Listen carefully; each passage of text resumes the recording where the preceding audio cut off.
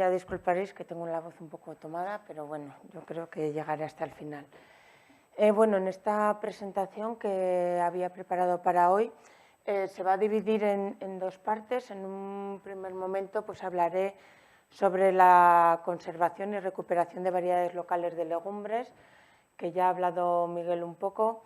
Haré una breve introducción sobre el origen de la biodiversidad, cuál es su valor y por qué necesitamos conservarla.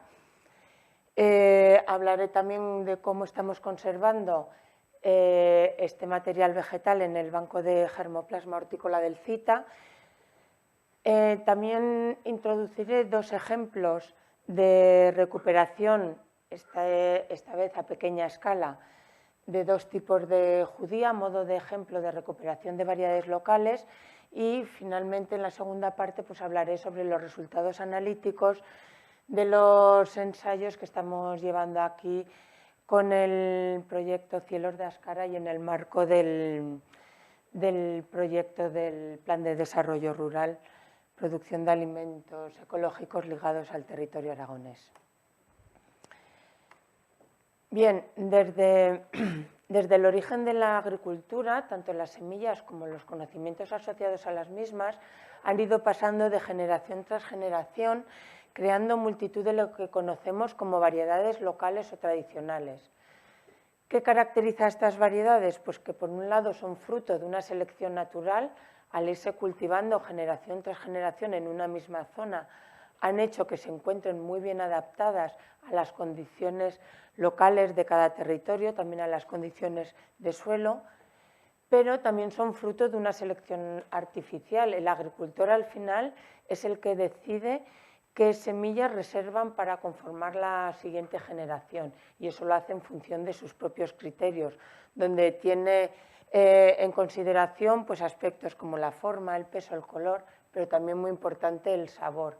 Por eso algunas de estas variedades pues, también destacan por su calidad sensorial. Bien, la forma que se han creado estas variedades hace que tengan un valor añadido, que tengan un interés porque contribuyen a aumentar la diversidad de los agrosistemas. Como comentaba, están mejor adaptadas a condiciones de cultivo de bajos insumos, por eso también estas variedades se adaptan muy bien a las condiciones de agricultura ecológica.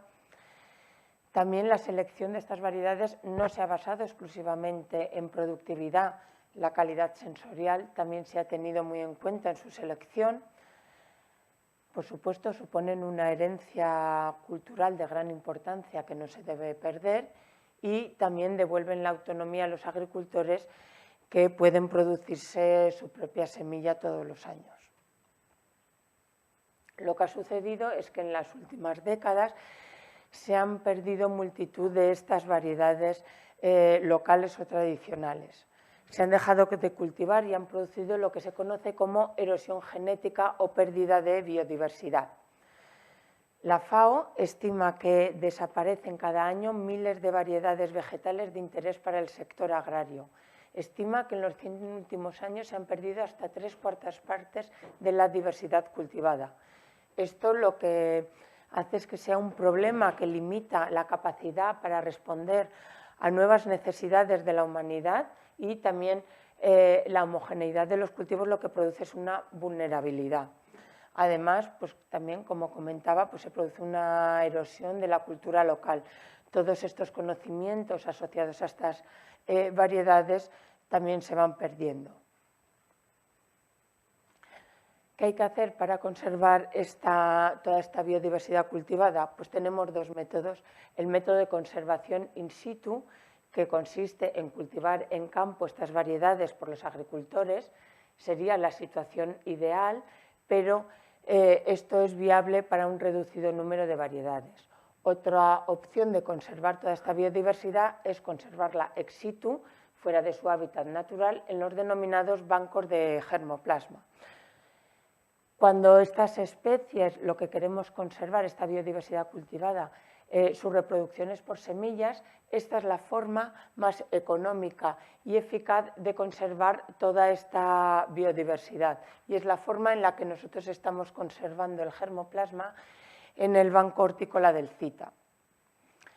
Este banco de germoplasma se encuentra en el Departamento de Ciencia Vegetal del Centro de Investigación y Tecnología Agroalimentaria del Gobierno de Aragón, que estamos ubicados en Montañana, y que es un centro que pertenece al Departamento de Ciencia, Universidad y Sociedad del Conocimiento. Los objetivos que se plantean en este banco de germoplasma: por un lado, conservar la biodiversidad para evitar lo que he mencionado antes de la erosión genética, pero por otro lado también uno de nuestros objetivos es promover la utilización, facilitar la disponibilidad del material que tenemos conservado en el banco de germoplasma a través de las actividades de multiplicación y caracterización. Así pues, para garantizar la conservación en el banco de germoplasma de toda esta biodiversidad, lo que realizamos son diferentes actividades. La primera, la prospección, que consiste en la búsqueda y obtención de muestras de semillas para conservar en el banco. El banco se creó en el año 1981 y ya fueron en estas primeras décadas, en los años 80-90, donde se recogieron por toda la geografía española semillas de la mayor parte de las muestras que estamos conservando. Para ello son muy importantes los hortelanos, las personas que altruistamente han cedido parte del material que llevaban cultivando en sus huertos, en sus parcelas, para conservarlas en el banco. Y también, bueno, en el caso de las especies silvestres comestibles, lo que es importante son las personas que nos han informado, que nos han ayudado a localizar estas plantas a las que nosotros pues, hemos hecho el seguimiento hasta la obtención de las semillas para conservar en el banco.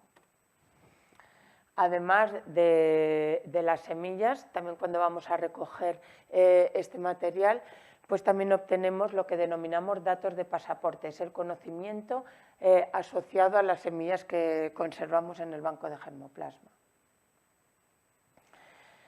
Aunque ya cada vez va siendo más difícil encontrar semillas, encontrar agricultores, hortelanos que todavía continúan manteniendo estas semillas y que no las tenemos representadas en el banco, muestro aquí un ejemplo reciente de una de las últimas muestras de judías que ha entrado en el banco de germoplasma, el bolinche de Vistabella, porque una asociación tuvo conocimiento de que un anciano del lugar todavía mantenía esas semillas y bueno, pues ha promovido la recuperación de este bolinche que denominan ellos en el territorio.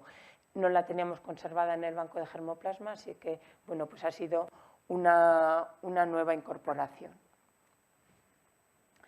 Bien, una vez que esas semillas llegan al banco de germoplasma, rara vez lo hacen con cantidad y calidad suficiente que nos permita garantizar su conservación a largo plazo. Por eso tenemos que cultivarlas en nuestras parcelas experimentales para aumentar la cantidad y la calidad de las semillas. Y esto lo hacemos de diferente manera según la especie de la que se trate. En algunos cultivos, por ejemplo, pues tenemos que utilizar jaulas de aislamiento o cultivo en parcelas espaciadas para evitar polinizaciones cruzadas. Vemos por aquí el ejemplo de las judías. Las judías las sembramos en los semilleros, las cultivamos, recolectamos las vainas maduras. Este sería otro ejemplo de otra leguminosa. Estas serían las guijas o almortas. Aquí vemos también, por ejemplo, el cultivo de los bisaltos. Y bueno, pues también aprovechando que tenemos las plantas en el campo, lo que realizamos es una caracterización asociada a la regeneración. Aprovechamos que tenemos las plantas en cultivo para realizar una descripción que asociamos a estas muestras y luego permite hacer un uso más eficiente del material que tenemos conservado y con el que pues, bueno, hemos publicado algunos catálogos. Este era el que mencionaba antes Miguel, también en su presentación, donde describimos la colección aragonesa que tenemos conservada en el banco de germoplasma, 146 muestras de judía, garbanzo, lenteja, almortas o guijas, guisantes y habas.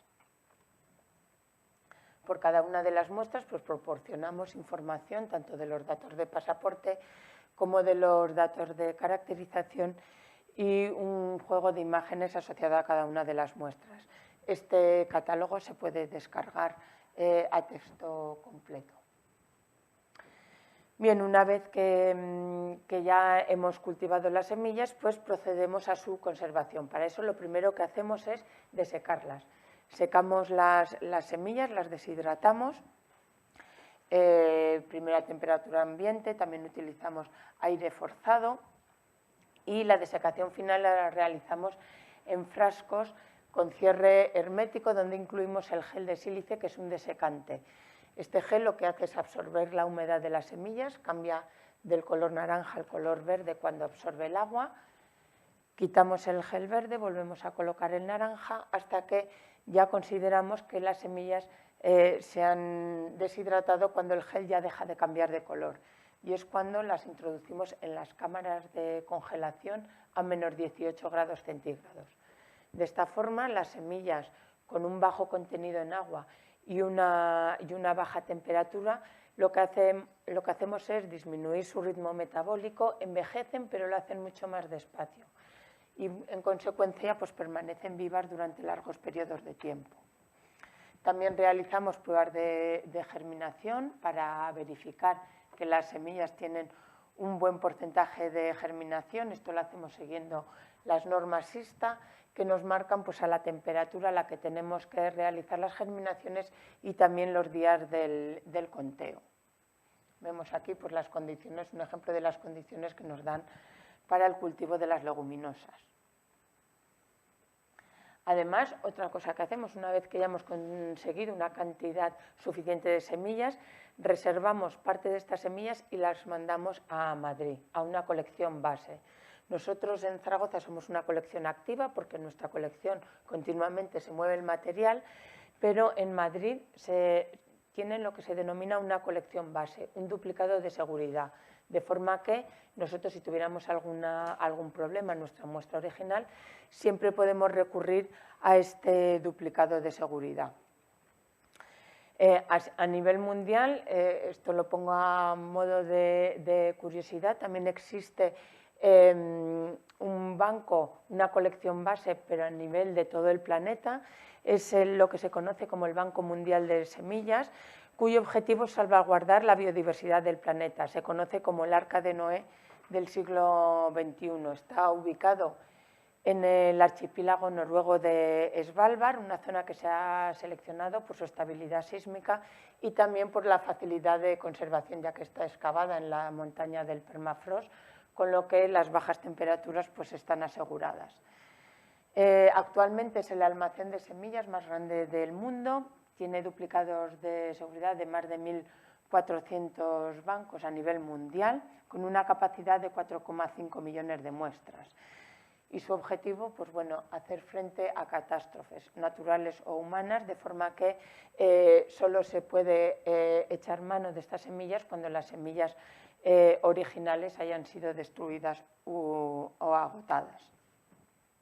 Y bueno, pues fue este año, en junio de 2022, cuando España mandó por primera vez semillas a este banco, a Svalbard, y bueno, pues también mandaron pues, los cultivos que para España consideraban prioritarios, 300 cereales de invierno, 108 variedades de maíces, 500 de leguminosas, de los cuales 189 eran judías y 200 hortícolas, de las cuales aproximadamente 100 muestras eran de las que nosotros tenemos en el banco del CITA y 40 de ellas aragonesas y que incluían cultivos como judía, tomate, zanahoria, borraja, cebolla, celga, lechuga o almorta, que actualmente pues bueno, tenemos también una copia de seguridad en Noruega.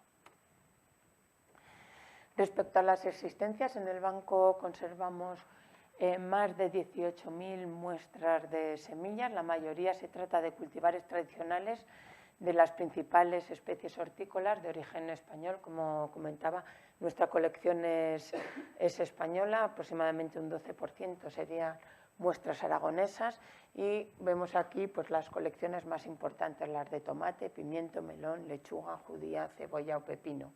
pero también conservamos cultivos minoritarios como podría ser la borraja, la chicoria, la almorta, el cardo o la alcaparra. También en el banco tenemos una colección de especies silvestres comestibles que normalmente se consumían en tiempos de escasez, por lo que muchas de ellas actualmente ya no se recolectan, aunque sí que todavía hay algunas apreciadas y su recolección es popular, como pueden ser los berros, las tucas muy populares en el Bajo Aragón, el espárrago silvestre o los cardillos. También tenemos en el banco especies silvestres relacionadas con las cultivadas porque estas especies pueden contener caracteres de interés que pueden resultar útiles para la mejora genética de las especies cultivadas. Por ejemplo, en el garbanzo hay 41 especies aceptadas, 12 de ellas están representadas en el banco de germoplasma y aquí vemos cómo en una de ellas, en Cicer equinospermum, se ha descrito resistencia a fusariosis y ascoquitosis, dos enfermedades que causan graves daños en el garbanzo y que, bueno, pues por mejora genética se podrían introducir en el garbanzo cultivado.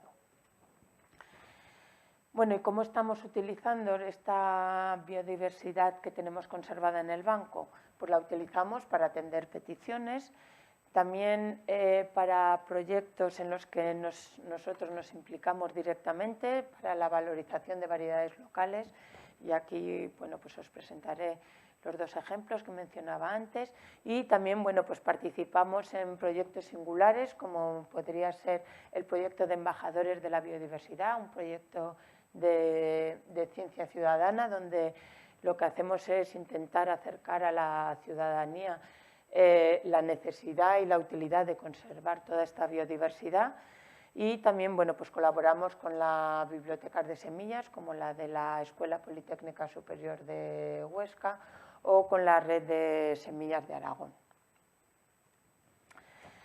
Bien, las peticiones las atendemos con fines de investigación, mejora genética y recuperación sostenible del cultivo.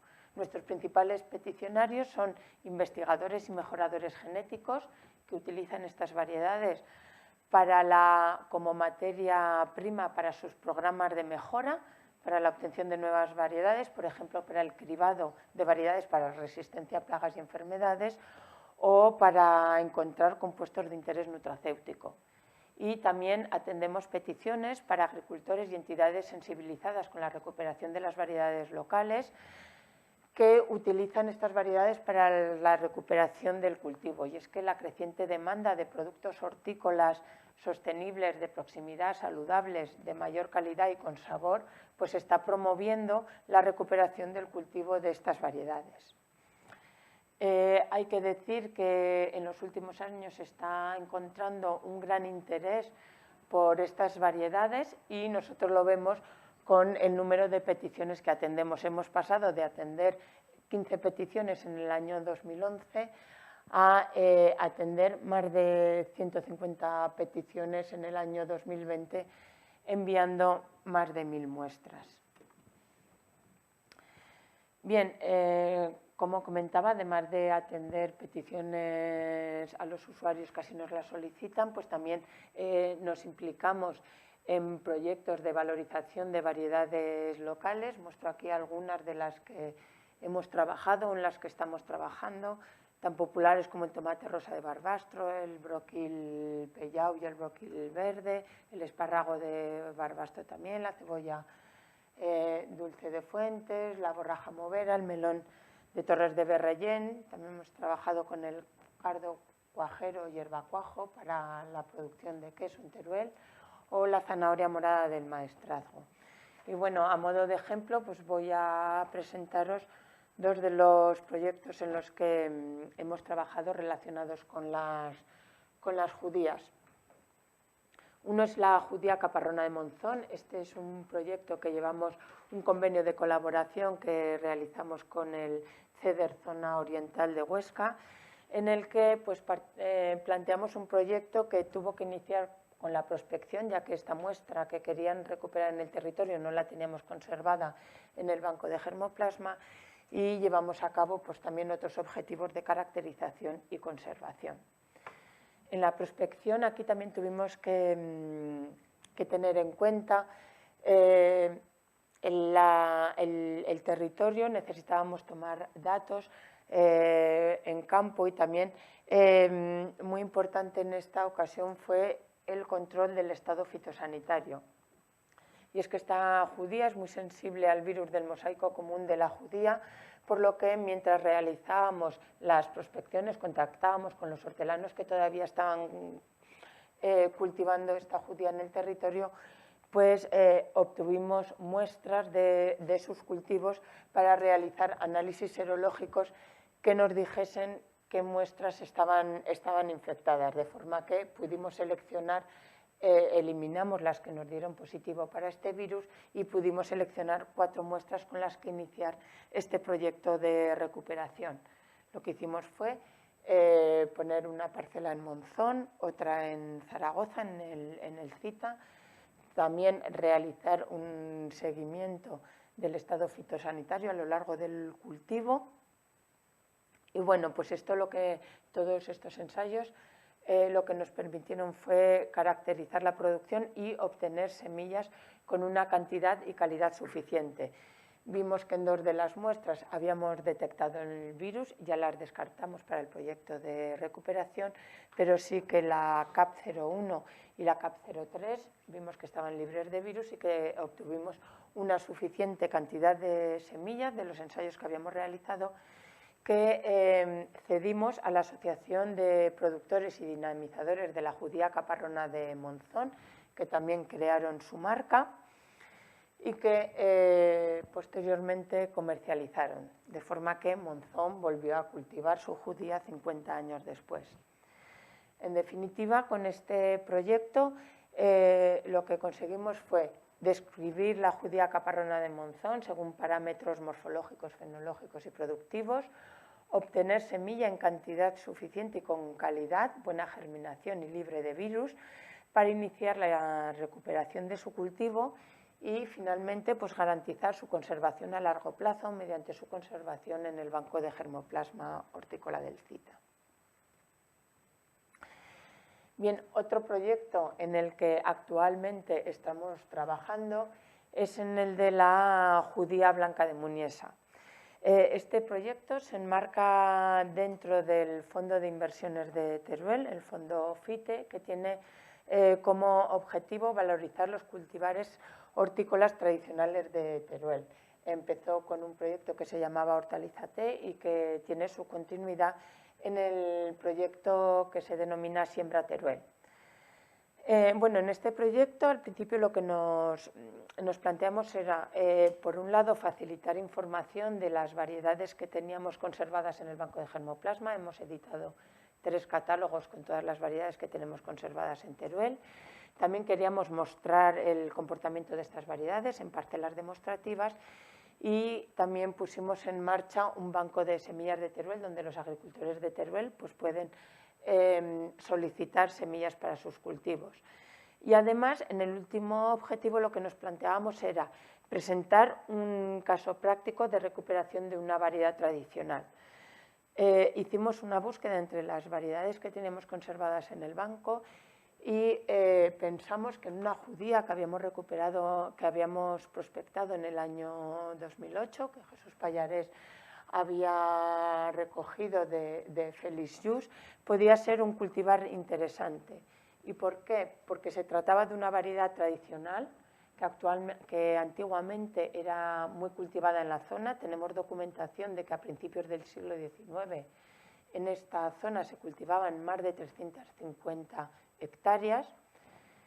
También era una judía que tenía un alto valor gastronómico, tenía una reconocida calidad organoléptica y bueno, pues también presentaba ventajas agronómicas como cualquier cultivo de leguminosa, es un mejorante del suelo, pero además se da la circunstancia de que se trata de una variedad que se cultiva en secano, con lo cual pues también es una variedad muy bien adaptada al territorio y que requiere bajos insumos. Y finalmente, también el último punto muy importante, había agricultores en la zona que estaban interesados y dispuestos a apostar por la recuperación de este cultivo. Así pues, bueno, pues iniciamos los ensayos de judía de Minesa. En el primer proyecto, pues lo que hicimos fue optimizar las técnicas de producción, realizamos la caracterización morfológica, agronómica y nutricional y también, pues, bueno, se inició la comercialización de la producción. Muestro aquí un poco, bueno, pues las características del grano, los datos productivos que obtuvimos en las 3 parcelas de cultivo del año pasado. Aquí, bueno, pues las características de la composición nutricional, como cualquier leguminosa, pues destaca por su aporte en proteínas, una proteína de buena calidad y próximas a las de origen animal. También el alto contenido en fibra, un bajo contenido en lípidos y dentro de los minerales, pues destaca su contenido en potasio. También esta judía, ya en el año 2020, se inició su comercialización en estos sacos de tela de 1 kilo. La distribución se realiza en circuitos cortos o de proximidad, incluidos muchos restaurantes que muestran mucha demanda y mucho interés por la inclusión de estas variedades. Además, bueno, pues también la recuperación de estas variedades pues a veces sirven para realizar actividades de dinamización en el territorio, como esta agroexperiencia que también realizamos en Muniesa y que giró pues en torno a esta variedad. Bueno, actualmente estamos llevando a cabo ensayos en esta campaña 2022 donde vamos a incorporar otra judía que también estaba en el territorio y que es la judía de color de caña. Y bueno, pues ya paso a presentar ya dentro de los resultados dentro del grupo de cooperación de producción de alimentos ecológicos ligados al territorio aragonés. Es un poco continuar con los ensayos de campo que ya nos ha presentado Maricruz en el vídeo. Ella ha sido la que nos ha proporcionado las muestras que nosotros hemos analizado en el CITA, en el Laboratorio de Material Vegetal y también en el Laboratorio de Análisis Nutricional. Voy a empezar por presentar los resultados de judía. Aquí lo que presento son los que realizamos en la campaña 2020, donde se estudiaron 8 variedades locales de judía procedentes de zona de montaña, con el fin de seleccionar aquellas que tenían un mayor interés para la recuperación de su cultivo. Estas son las 8 variedades que se probaron y las parcelas se ensayaron en 3 parcelas o llegaron muestras de 3 parcelas. De Tiesas Altas llegaron a término todas las variedades. En el ensayo de Ascara proceden 3 variedades, el boliche amarillo, rojo y negro. Y del ensayo de Boom proceden 3 variedades, la judía del riñón crema, boliche amarillo y boliche rojo. Vemos aquí cómo son todas estas judías.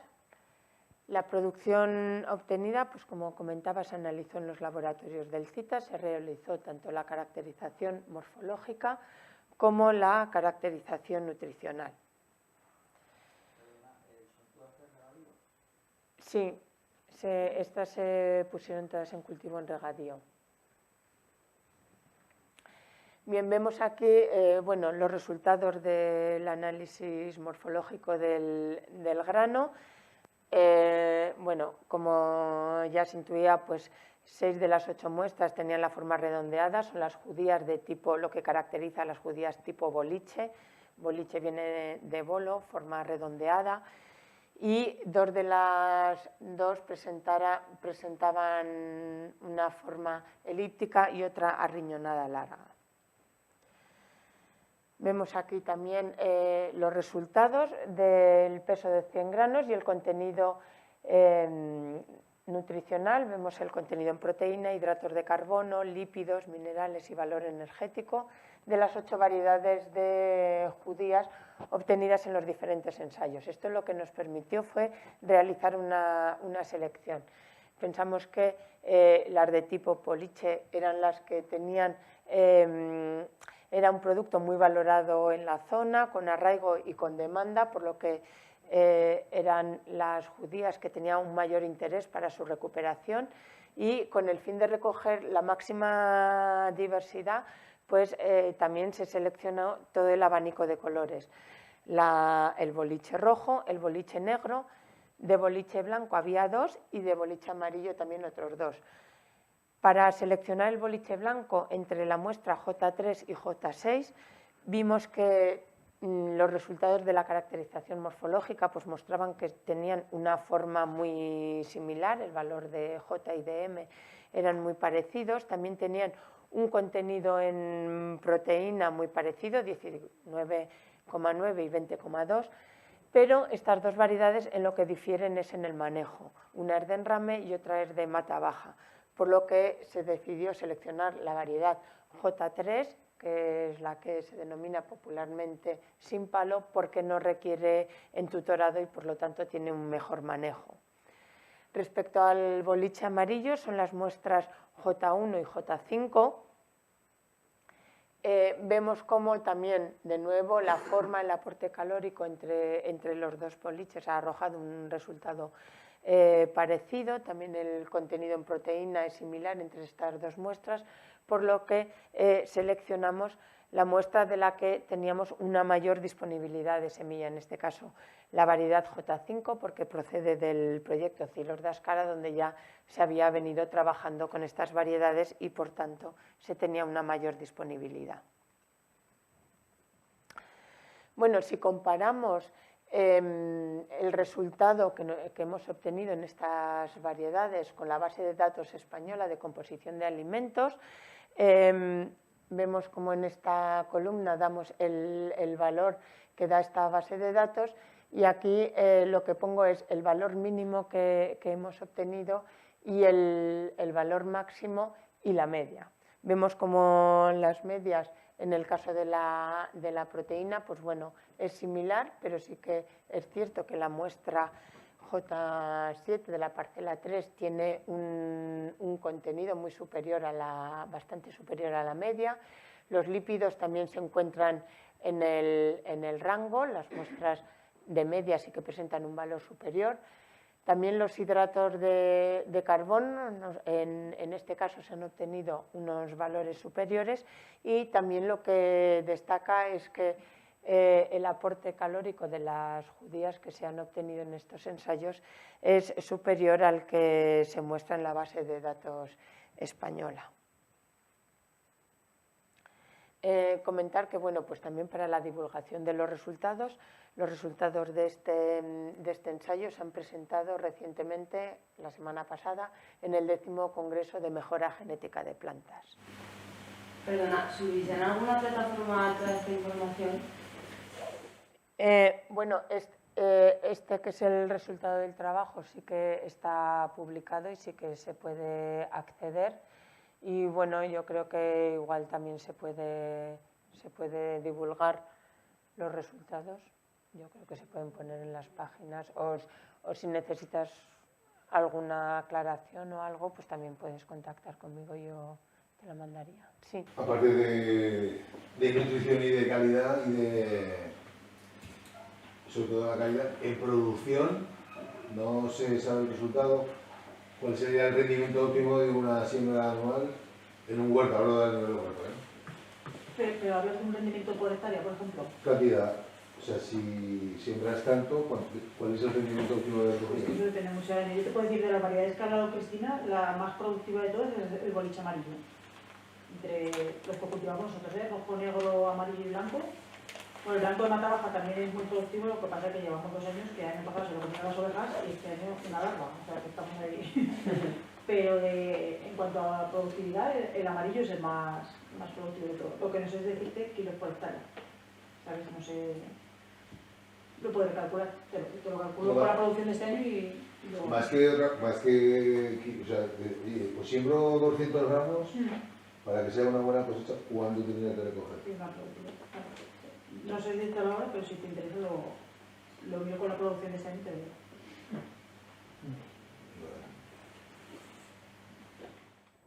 Vale, pues paso ahora a presentar los resultados de garbanzo y de lenteja.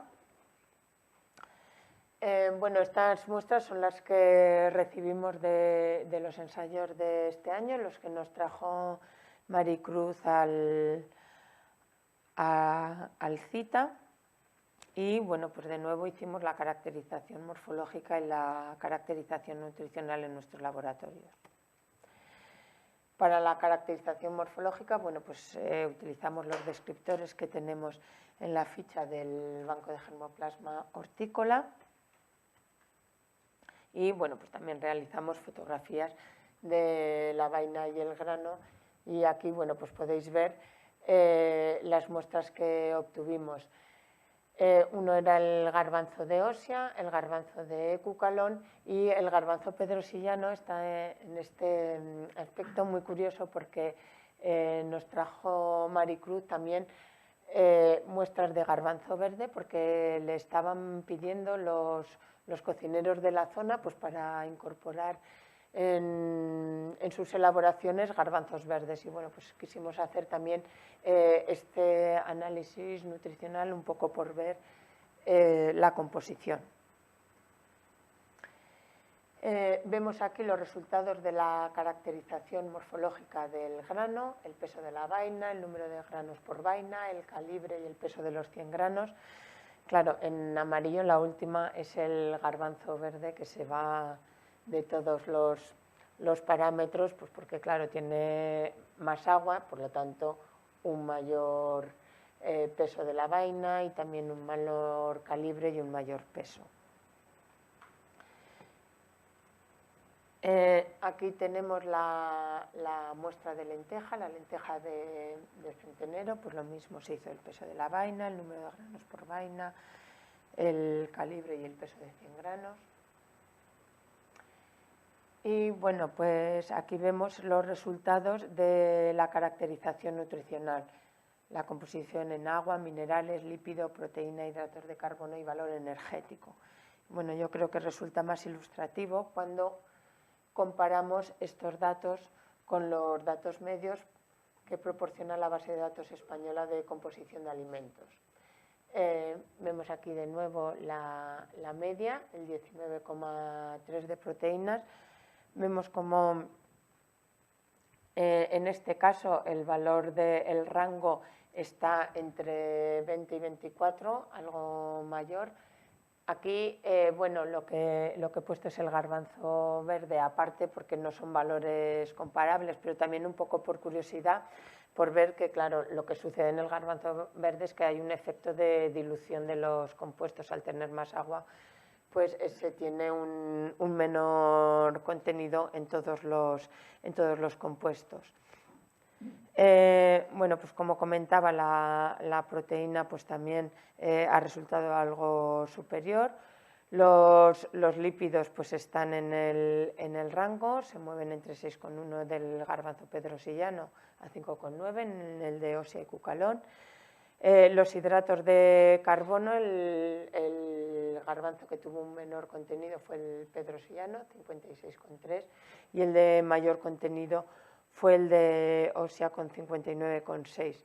Y bueno, pues el aporte energético, las kilocalorías, pues también son superiores a las que cita la base de datos española de composición de alimentos. En nuestro caso, pues el que menor aporte calórico sería el de Osia, con 374 kilocalorías, y el que más tendría sería el de Cucalón, con 378 kilocalorías. Y claro, bueno, pues en el garbanzo verde, lo que comentaba, al haber un efecto de dilución de compuestos, pues también tienen un menor aporte calórico.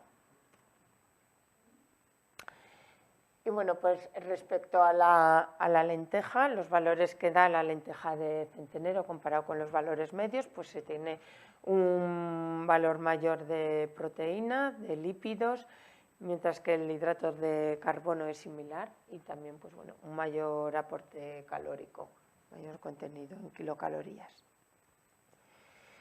Y bueno, por mi parte esto sería todo. Si queréis hacer alguna duda o algo, pues me lo comentáis. ¿El qué, perdona? Los valores en calcio. No, en estos análisis no hemos hecho esos, no hemos calculado el calcio. Yo dos preguntas. Para la conservación, hablabas de la deshidratación. Sí. Supongo que es para conservar en el tiempo. Uy. Sí, claro, porque... Sí. Entonces, para un hortelano normal, para conservar la simiente de un año para otro, ¿vale con mantenerla en la nevera o tenerla en el congelador? Sí, de un año para otro no hay problema. Lo que pasa es que nosotros conservamos, o sea, tenemos multiplicadas semillas en el año 83 que todavía mantienen su poder de germinación. Nosotros lo que buscamos es prolongar lo máximo que podamos la viabilidad de las semillas, 40, 50 años, 60 años. Entonces, por eso sí que necesitamos deshidratar muy bien las semillas. Para nosotros es un requisito, pero para conservar las semillas de un año para otro no hay ningún problema. Como mucho un año, o... Bueno, o más, sí que se pueden mantener. ¿Cuál es la vida media de germinación? En el banco. No. De una semilla que depende de en qué condiciones se conserven. Yo exactamente, y depende de la muestra, las semillas, por ejemplo, de cebolla, en 2 años que se pierden muchísima viabilidad. Y hay semillas, yo creo que las legumbres mantienen bastante bien su viabilidad si las conservas pues, en un sitio que no tengan mucha humedad y que no haya mucha fluctuación de temperatura. Sí, la otra era, cuando se habla de un producto del país, si esa simiente la coges en otro territorio y la traes para aquí, por ejemplo, esas lentejas o de Osia o de Centenero, estamos en clima de montaña, se podrían adaptar, pero más abajo la producción sería también... Claro, yo creo que cuando se quiere hacer un ensayo de adaptación a una determinada zona, para eso tenemos toda esta biodiversidad, ¿no? Primero, lo que hacemos es intentar buscar el material que se ha recolectado en zonas que tienen una climatología similar, una altitud similar a lo mejor, y luego pues, se va ampliando el abanico. Todo eso son ensayos previos que hay que hacer para ver cómo unas variedades se pueden adaptar a diferentes. Hay variedades que sí que se adaptan a múltiples. Por ejemplo, la judía del Pilar es una judía que es muy popular en muchas regiones de Aragón, pero por ejemplo esta judía de Muniesa, que es una judía de secano, que está muy adaptada a esas condiciones, no se comporta igual en otras zonas. Depende de cada variedad y un poco pues esos ensayos primeros los que hay que hacer, de ver. Y luego los climas, ¿no? Claro. Por eso cada uno, pues normalmente esos ensayos los empezamos poniendo diversas variedades pues para ver cuáles son las que mejor se adaptan. Y luego hacer los ensayos varios años porque también muchos años son inciertos. Sacar conclusiones de un año también es complicado. O sea, que aprovechar el trabajo que habéis hecho os adelantaría a nosotros en el tiempo. Muy bien.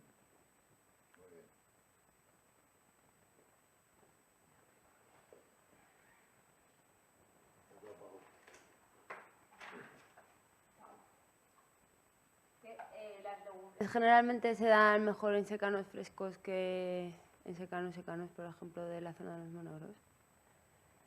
Sí, nosotros de secano la verdad es que tenemos muy pocas legumbres. En este caso, la judía como de secano, la única que tenemos conservada en el banco es la de Muniesa. pero igual si está Miguel por aquí te podrá decir también los ensayos que han realizado ellos en secano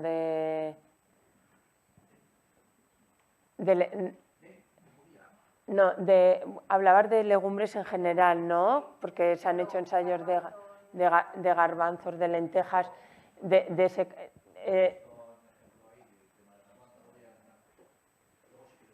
sí, bueno, si quieres.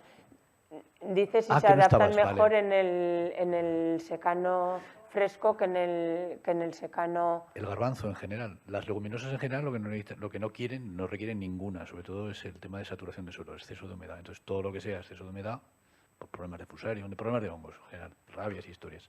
Entonces el secano le da calidad, eso también es cierto. Es decir, lo que no te da el regadío te lo da el secano. Más tiempo, etcétera. Entonces, bueno, lo mejor sería un secano, pues vamos a decir, fresco. Eso está claro. Los secanos áridos habéis visto, bueno, no sabías si habías estado cuando hemos hecho la exposición. En los secanos áridos, normalmente cuanto más áridos peor, claro, lógicamente, por un tema de producción, que es un poco legal, pero la calidad normalmente es mejor. Y es un problema un poco de equilibrio. Cuanto el secano sea más fresco, mejor desarrollo, pero los secanos que se encharcan, los secanos donde tienen problemas y más historias, es un desastre. Para cualquier cultivo, una proteaginosa, un guisante o cualquier cultivo, o unas habas o cualquiera. Eso es y también en función de la tierra, aquí tenéis muchos tipos de tierra. Aquí tenéis la cana de verdún, que son sasos, que son piedra. Ahí esos cultivos, por ejemplo, podrían ser divinos para este tipo de cultivos. Y las tierras fuertes que tenéis por aquí abajo, por la zona de Espuéndolas, Pardinillas y demás, son tierras fuertes. Entonces son tierras muy buenas para el tema de cereal. Podrían ser muy buenas para el tema de producción, pero también podrían tener más problemas por el tema de encharcamientos. Es un poco como esto es difícil tenerlo todo.